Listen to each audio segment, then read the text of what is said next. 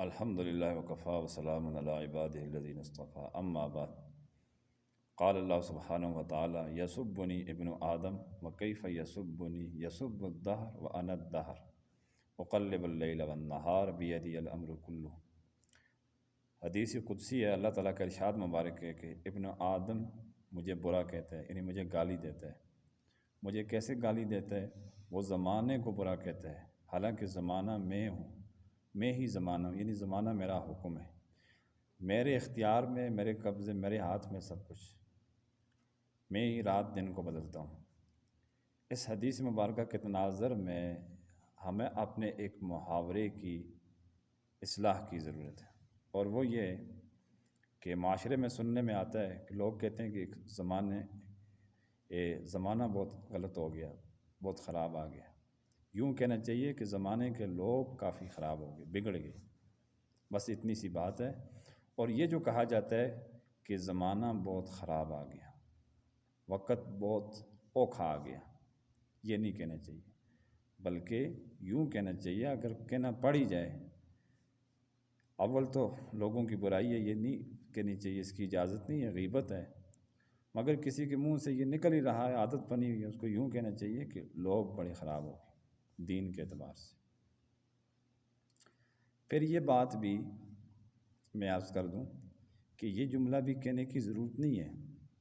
انسان کے پاس جتنی استطاعت ہے وہ اس کے بقدر لوگوں کی اصلاح کرے۔ مثال کے طور پر ایک ٹیچر ہے، اس کے ماتحت ایک پرنسپل ہے کالج کا یا اسکول کا، اس کے ماتحت بچے ہیں، بچیاں ہیں، ٹیچر ہیں، وہ ان کی اصلاح کرے، ان کے اندر جتنی بھی خامیاں ہیں، برائیاں ہیں، بے حیائی کی طرف میلان ہے، خدا نخواستہ کوئی بھی خرابی ہے شرعی طور پر جو غلط ہے، گناہ ہے، وہ ان کو منع کریں اور اس کا حل اور متبادل پیش کریں، ان کو بتائیں یوں نہ کرو، یوں کرو۔ مثلا کوئی نماز چھوڑ رہا ہے، غلط عمل ہے، تو وہ نماز سکھا کے اس کو نماز کے راستے پر لگائے، وغیرہ وغیرہ۔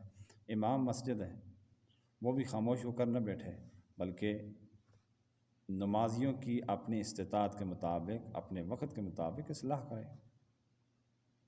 اور یہ تو دونوں میں مثال دی ہے۔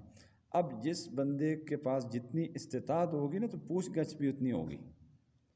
ہمارا مسئلہ یہ ہے کہ ہمارے پاس جتنی طاقت اور استطاعت ہے، ہمت ہے، وقت ہے، ہم تو وہ بھی نہیں کر رہے، اور باتیں جو ہے نا وہ بڑی بڑی کر رہے ہیں، باتیں کروڑوں کی، دکان پکوڑوں کی، یہ حساب ہے۔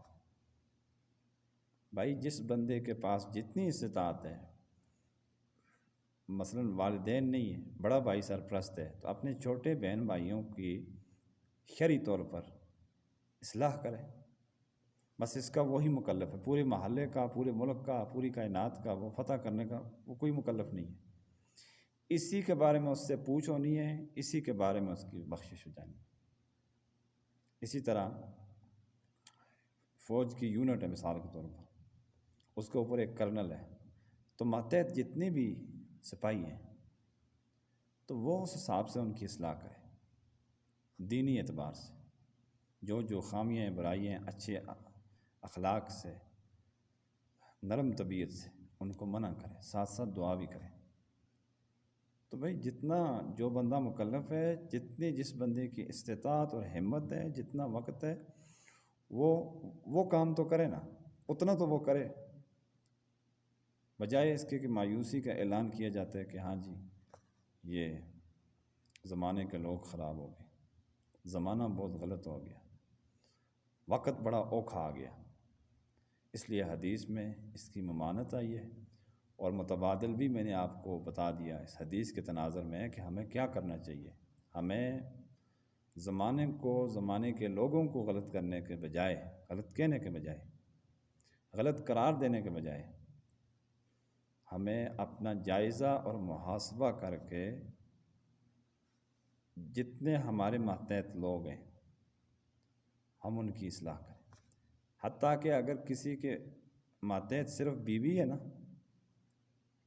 وہ اس کی نماز ٹھیک کرائے، کلمے درست کرائے، روزمرہ میں جتنے بھی زندگی گزارنے کے دوران جتنے بھی مسائل پیش آتے ہیں، طہارت کے مسائل ہیں، سونے جاگنے کی دعائیں ہیں، کھانے پینے کی آداب ہیں، بہت زیادہ، اور مشروع مانے جانے کی، غسل کی سنتیں ہیں، لوگ کتنی پرواہ کرتے ہیں اس چیز کی، کہاں اس چیز کا خیال رکھا جاتا ہے۔ تو میری گزارش ہے کہ ذریع اس طرف توجہ دیں بجائے کسی اور کو برا کہنے کے۔